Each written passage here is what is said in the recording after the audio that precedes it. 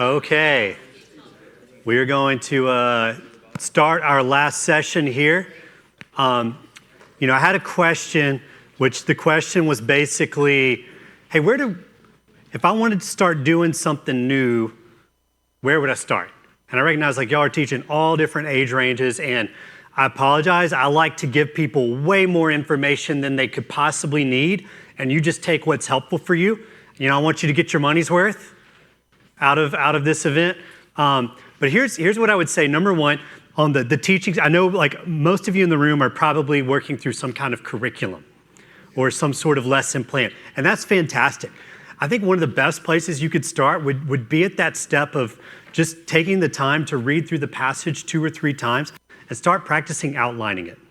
And maybe even write a few main points from the passage, and then turn to your lesson and use the lesson. I think that would be a great place to start. If you were able to write the main point of passage, main point of lesson, main application.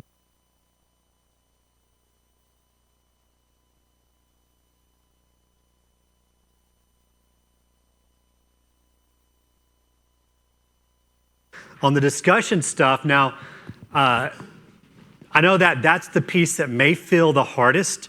So here's what I would say, just start simple. Maybe it's as simple as the lesson you're going to work through, and you could just start with maybe a smile question and a share question, and then teach, and then maybe end with one let's do it question. That could be a really great place to start. Or maybe if you're okay, I've got a senior adult group, y'all were, I don't remember who mentioned senior adult group. This is just going to weird them out if we don't teach. We don't start with teaching. I get that. Y'all, I worked with college students. Even college students, they don't like change. They just had their whole lives change, and they're still wait, you're gonna change how?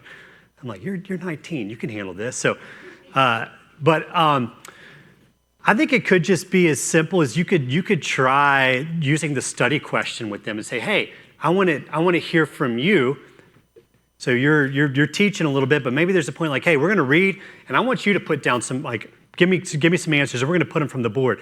And then you could even teach the rest of your lesson, but you're pulling answers out that you pulled, or you're adding in answers from the board as you're teaching your lesson. So there's a bunch of different ways you could start to introduce the idea. And maybe for the senior adult group, you'd end with, hey, what's one thing you needed to hear from God this week that you heard this morning? So there's different ways you could pull it out to start generating some discussion. So yes, ma'am. Well, what did you do when you're in an older class and you ask them a question and it's like crickets? Yes. How can you draw somebody out to answer you? Yeah, so I have three tricks I use. Okay? So the first is the smile question, and making everyone answer the smile question at the beginning. And the reason that's one of my tricks is because that shows, okay, now everyone has talked. So there's a little bit of an expectation at the end. It said, I want to hear from you. So that's trick number 1. Trick number 2 is to ask the question and wait. In the silence. But again, the question has to be a good one with multiple correct answers. But the second your group realizes, oh, if we just wait Drew out long enough, he'll just start talking, I've lost it. I've lost my chance, right? So I do, I've always told the groups I lead, if they don't answer, eventually I'll say, hey guys, my superpower is asking you a question and making really intense eye contact while we sit here in the quiet until one of you answers. And then everybody kind of laughs and they'll wait a little bit longer.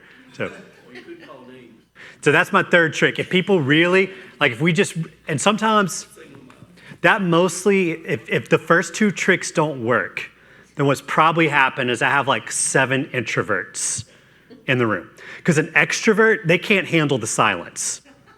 You extroverts in the room are yeah, no, I'm going to jump in and say something. Okay, so usually if my first 2 tricks aren't working, that means I've gotten a room full of introverts. And sometimes I can kind of look and I can tell someone's got something, but they don't know. And I can just kind of like look at them and just kind of be like, give a little nod. Or I try to avoid calling on people unless I have no other resorts left. And that's just to jumpstart stuff. So, yeah. I feel like culturally, we in the past have been asked questions where they've had to fall on the sword, but they took an amount of embarrassment or not knowing to where they're not willing to take the chance. Yep, you're right. Set the questions that you're asking to make them an example. Yeah. So that's something that we have to like step back and, is that what I'm doing, and is that what I'm programmed to do? And then maybe it's gonna take a little while, especially It could, if they're mhm. used to being embarrassed, or, it's gonna take a little while for them to get comfortable. Yeah. Like to set that rapport. Absolutely. Yeah. So, just to backtrack a little bit, if for those of you who are maybe leading like younger adults or students or even children, I think that if you do like a smile and share question at the beginning, teach in the middle, you can do that instead of study question or connect the dots. A lot of times what I will do is I'll do smile question, share question, study question. Then instead of connect the dots, I'll teach a 10-minute lesson, 10 to 15 minutes. And I'll do some of the connect the dots, help them see the big picture of Scripture. Then after I teach, I'll stop, and then we'll do the last two questions. So I think for younger adults, the first two and last two questions are probably going to be the more effective questions. But my guess is for older adults, they're probably going to enjoy that study question, connect the dot question more, just because they've had more time to study and learn these kind of things. Yeah. Yeah. Where did I put those? Does anybody else need the notes for this last session? Yeah, no problem. Okay. Oh, sorry. Everybody else good? Okay. So the last session, I want us to start thinking about how do we help our groups grow? How do we raise up the next generation of leaders for our churches? So here's how I want to start. In 2001, I was 16 years old, and I got my driver's license. Not only that, but I got my first car, a 1986 Acura Legend. Now, I was already 15 years old, but let me tell you, it was beautiful. Right? It was like cream on the top, like beige at the bottom. It had a sunroof. It had leather seats that weren't in great shape, but they were leather. And it had a V6 engine in it. Yeah, I could go pretty fast. And it was my car, and I loved it. Right? But here's the thing. The car wasn't my destination. As much as I loved that car, I didn't go out to the driveway, open the door, hop in, and then just sit in it for hours at a time. Especially not because it was Mississippi, right? Leather seats in Mississippi, no good in the summer. Wouldn't go just sit in the car, no. In fact, when I got the car, it was already old. It leaked oil. Like, in fact, I had to keep multiple bottles of oil in the trunk just in case. I remember pulling into my neighborhood one time and the car just stopped. And I had to go pour more oil into it so that I could get the rest of the way home. But none of that mattered, right? Most of my friends had much nicer, newer cars, but none of that mattered. I loved the car, not because of the car. I loved the car because of where it could take me. The car wasn't the destination, it was the starting point.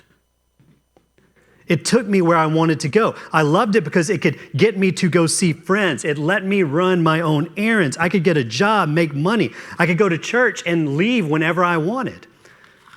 I loved the car not because it was a destination, but because it was the starting place for my journey. Now, here's why I say this. I say this because I spent years in ministry leadership believing that my Sunday school class or my small group was the destination for people in ministry. I believed if I could just get people into that room or into that group, they made it. And I wonder how many of us in this room see our Bible study group or our Sunday school class in that way. Like how many of us are leading groups that are the equivalent of me as a 16-year-old with a brand new car, windows down, sitting in the driveway for hours at a time. I spent years leading groups like this.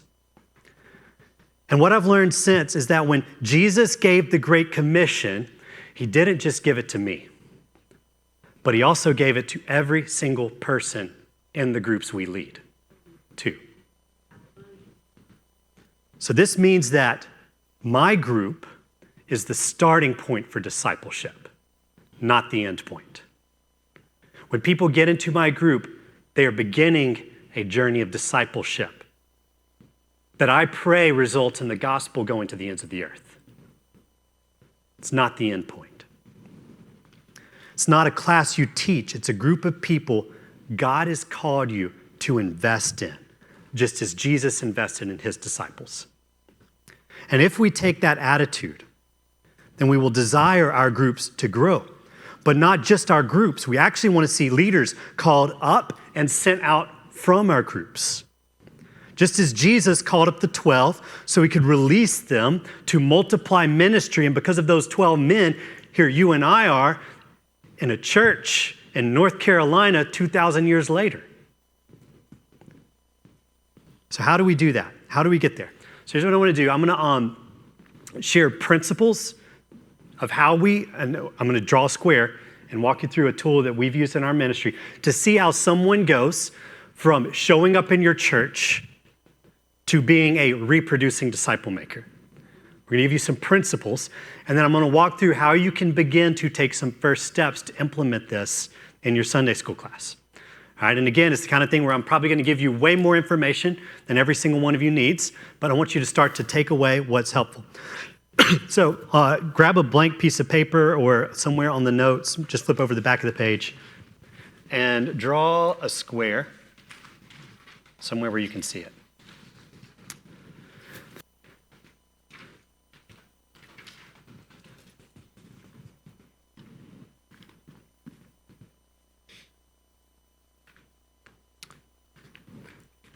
I forgot to write down the passage that I'm going to speak from here, but I believe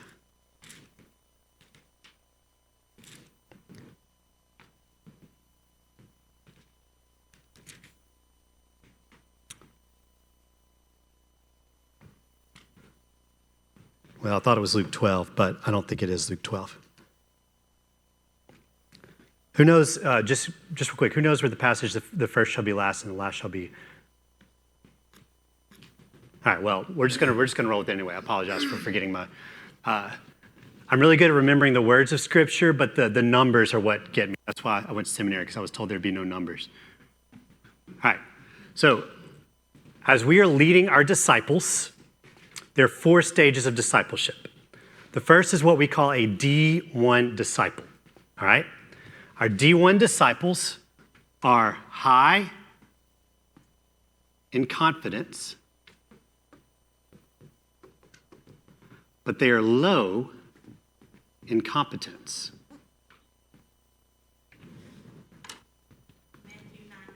Thank you. They are high in confidence, but they are low in competence.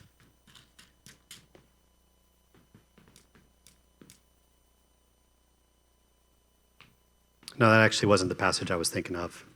So I apologize. I'll get it to y'all. I'll get it to y'all before the end here. So high in confidence, low in competence. So this is someone who's maybe walking into your church or your group for the first time, and they don't really know what's going on, but they're excited to be there. Think about any organization. If you join the organization, you're really excited. You're high in confidence. You're like, I can come in here and I can change the world. But what you don't know is you don't actually know how to do anything yet, right? You're kind of in the honeymoon phase.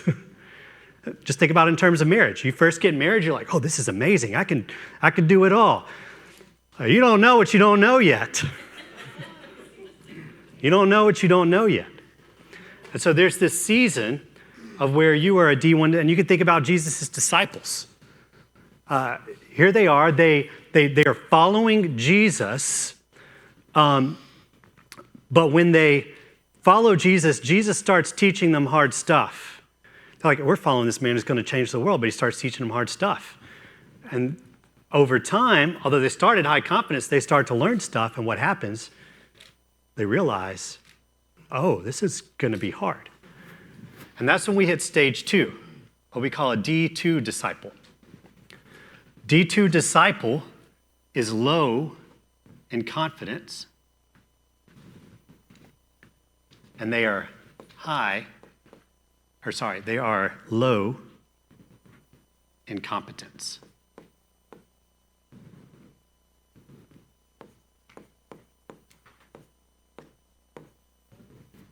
Yeah, they're low in confidence and they're low in competence because something has happened to make them realize, oh, I don't know how to do this. So maybe it would be helpful for you to think back to when you first started leading your group, whatever group it is, the very first group you led. I remember when I first started leading a group, I was 2 or 3 years out of college. The Lord was starting to work in my life. I went to our college pastor at the time, was not on staff, actually would have said, I am definitely not called to ministry. My mom wants me to go into ministry, so I am definitely not going into ministry.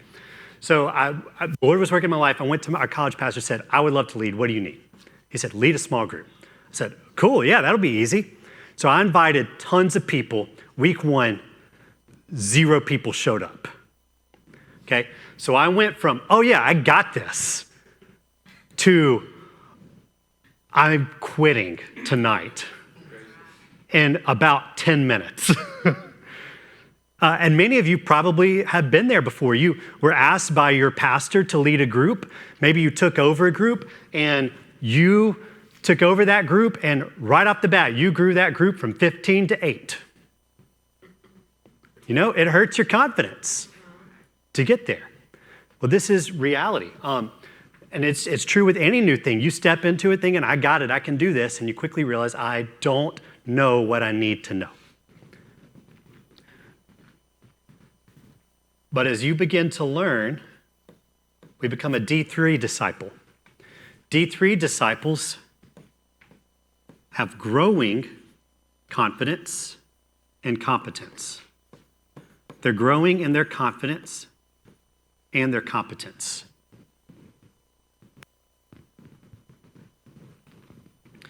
Growing in their confidence and their competence.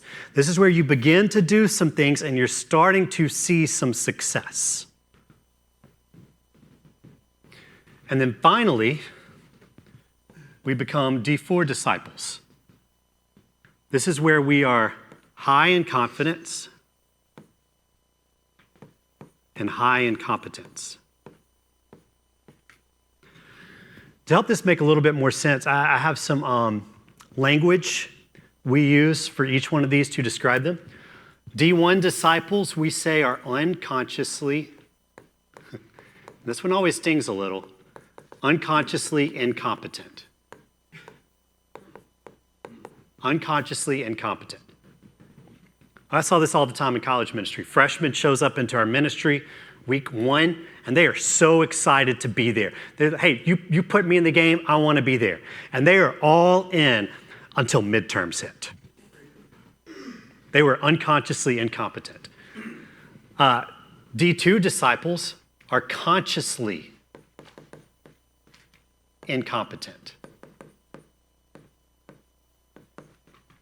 They are consciously incompetent. This is where the D2 disciple, this is where your disciple has realized this is hard. I actually don't know how to do stuff. Then D3 disciples are growing in competence.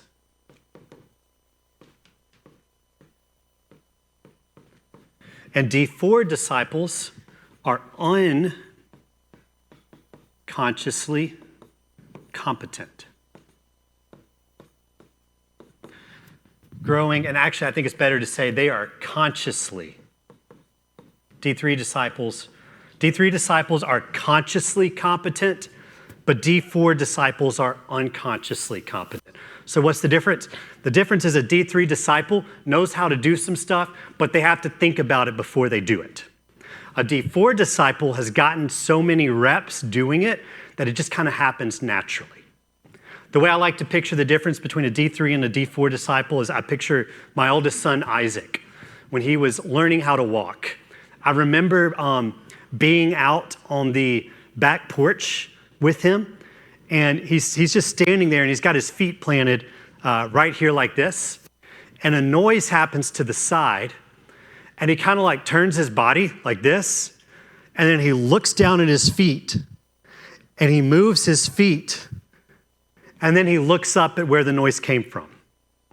In other words, he was at such an early stage of learning how to walk that he had to look at his feet and think about what they were doing just to turn. He was consciously competent at walking. Now he doesn't have to think about it. He's unconsciously competent.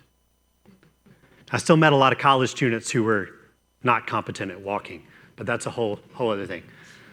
Okay, so this is how we move through our leadership development. So with our disciples, we're called to lead them. And we lead each person in the discipleship process based on where they are in the process in a different way. Let me pause real quick. What questions do you have for me on this so far? Yes, sir. It's hard to meet all those in the same class. It is. But you're going to have all 4 of these in the same class, for sure. So how do you meet them? All right. For D1 disciples, you need to be an L1 leader. We call L1 leaders a director. L1 leader, an L1 leader is a director. Here's what the director says. I do, you watch. Director says, I do, you watch. Think about how Jesus does this. The disciples are following him. They're watching him teach. They're watching him heal. They're watching how he lives. But Jesus is doing it. So director, for people very early who are high in confidence but low in competence, you say, I do, you watch. For our D2 disciples, we need to be L2 leaders. L2 leader we call the coach. L2 leader is a coach. The coach says, I do, you help. I do, you help. Again, think about Jesus. I think the best example of this is Jesus feeding the 5,000.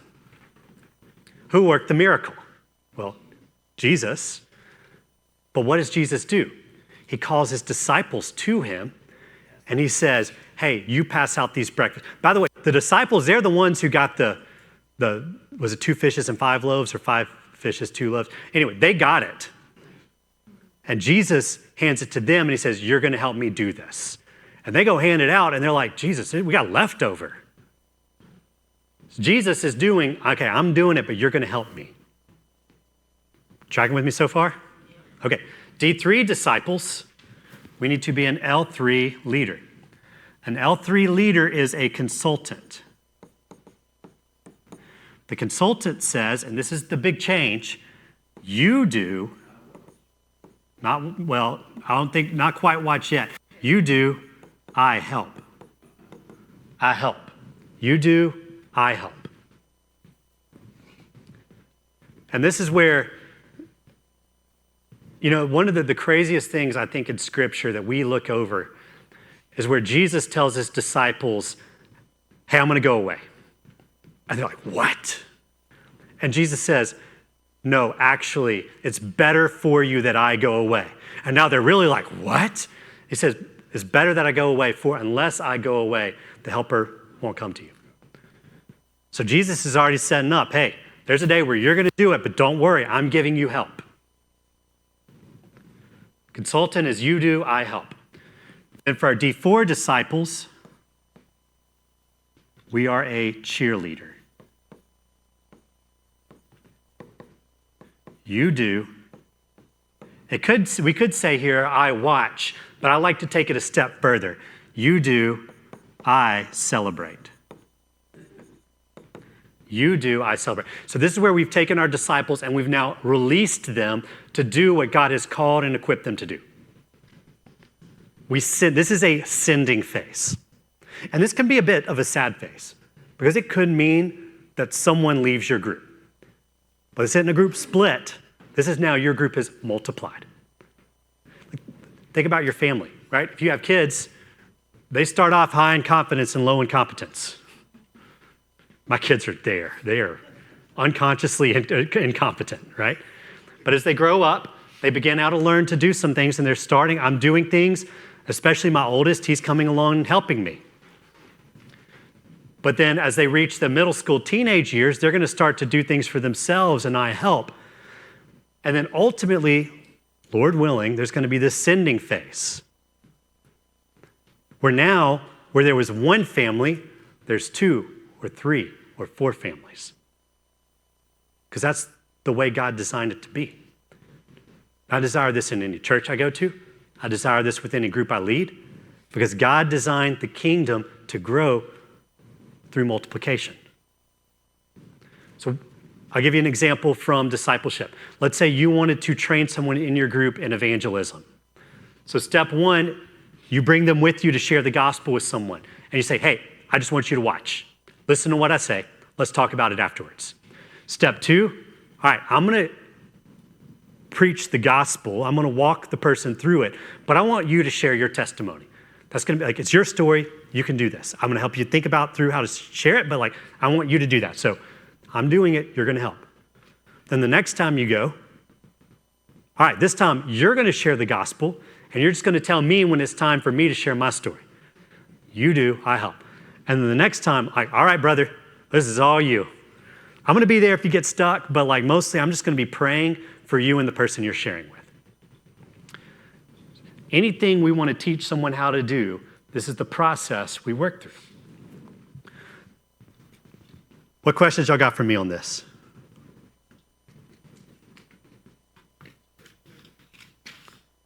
What was the question you had at the beginning about that scripture? What was it? The scripture?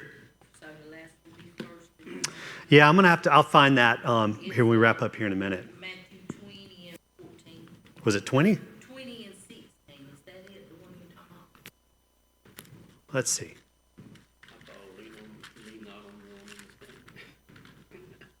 There's a lot of, you could pull from all over scripture. Yeah, that's it. That's it. So the mother, here we'll read Matthew 20. I'll look at Matthew 20, verse 20. Because I always like starting the stuff with scripture. And Matthew 20, verse 20. The mother of the sons of Zebedee came up to him with her sons. And kneeling before him, she asked him for something. And he said to her, what do you want? She said to him, say that these 2 sons of mine are to sit, one at your right hand and one at your left in your kingdom. Jesus answered, you do not know what you are asking. Are you able to drink the cup that I am to drink? They said to him, we are able.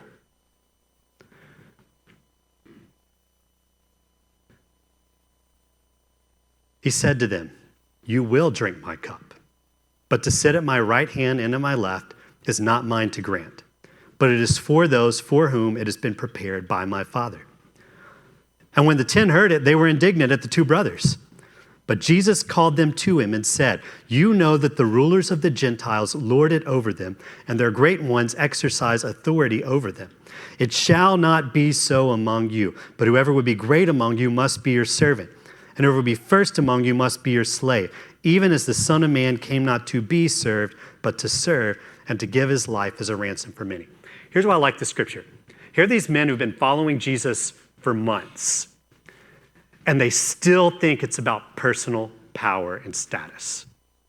They are unconsciously incompetent.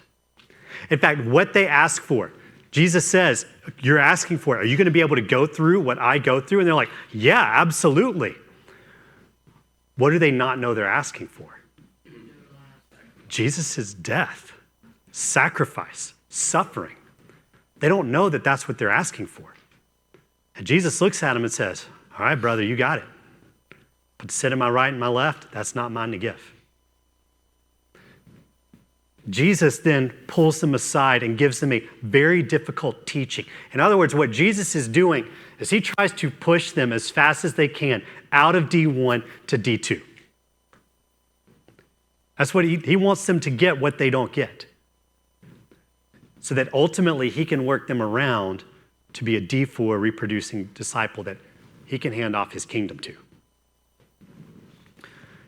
So we see Jesus employing these principles all throughout his ministry. Now, I think this is reality. I would guess you probably got some people all in your group at all the different stages, but I would guess most people in your group probably sit somewhere from here to here. The majority do. So how can we help the people in our group move out of this stage all the way around?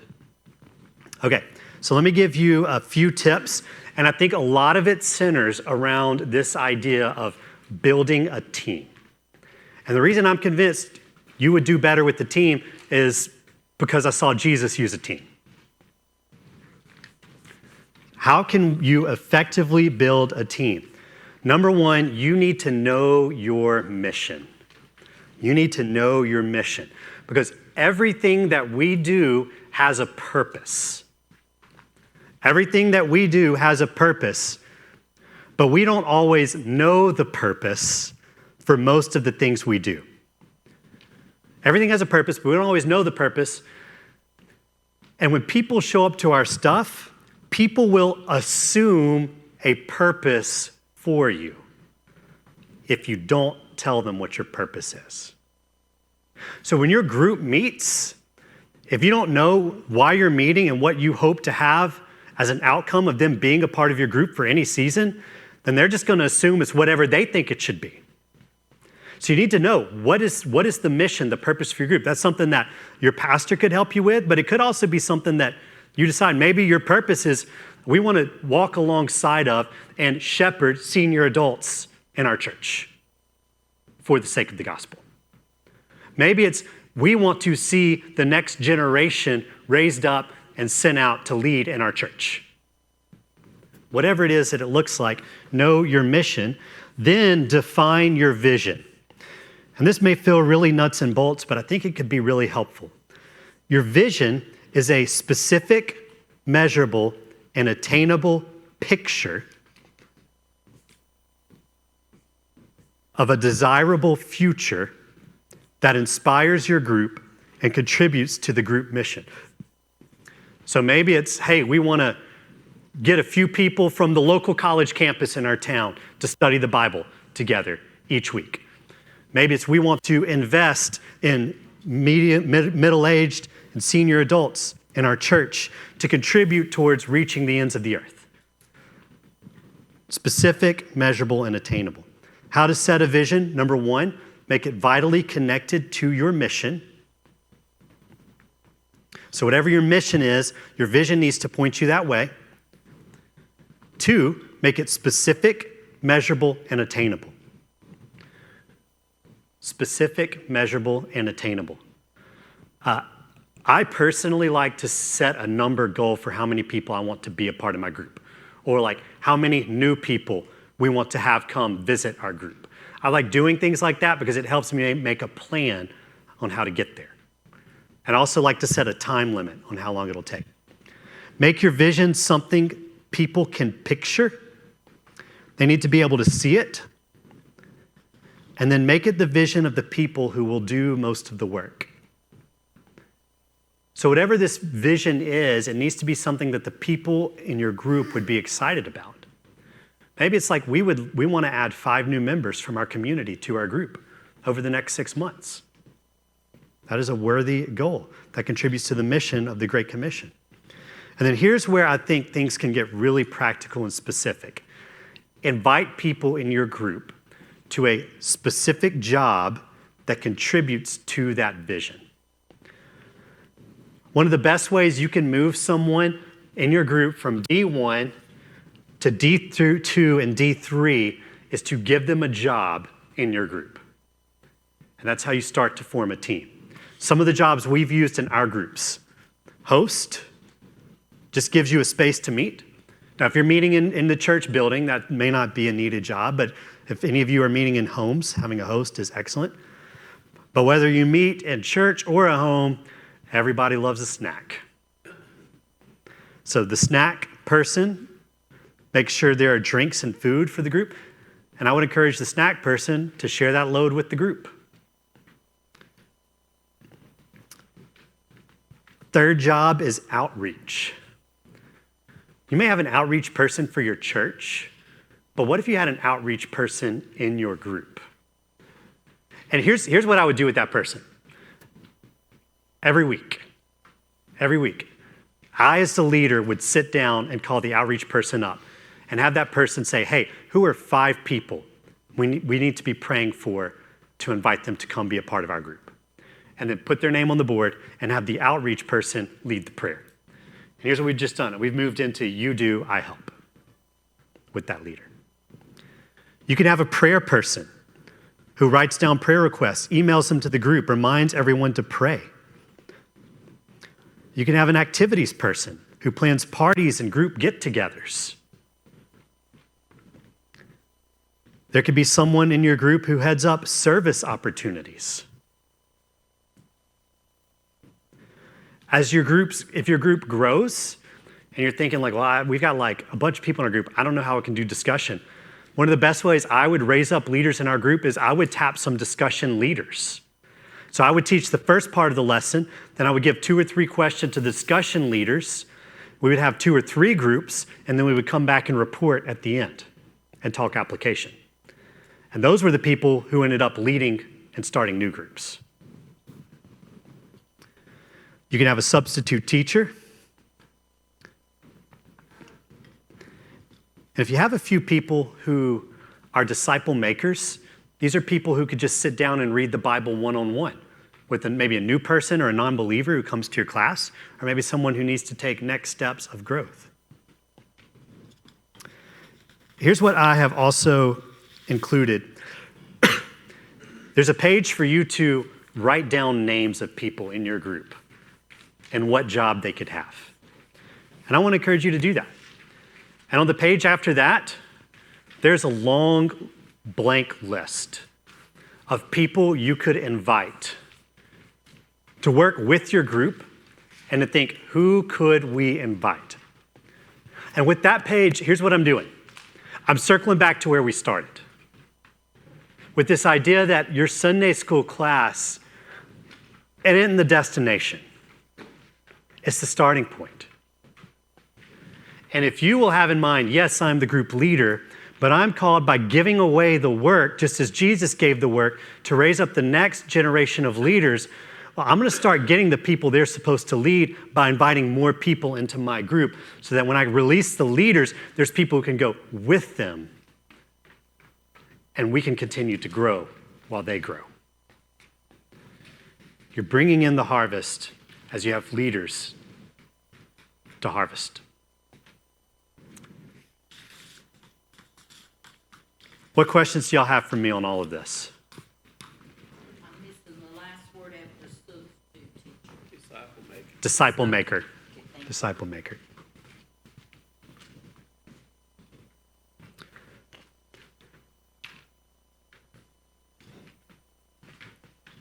Well, thank y'all so much. It's been an honor to get to come here and lead you.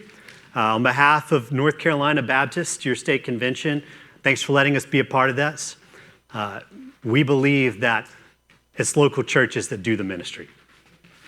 The local church is God's plan A for the world, and we are here to support you. I've got my email address up here. I'll leave it up here. I have all these notes I'd be happy to send you. We have a whole book that we pulled this stuff from. It's free. I'd be happy to email it to you. So whatever you need, I'd love to be able to help you. But with that, I think we're done. Well, I'm done, but I think there's one more meeting in here. Thank y'all so much.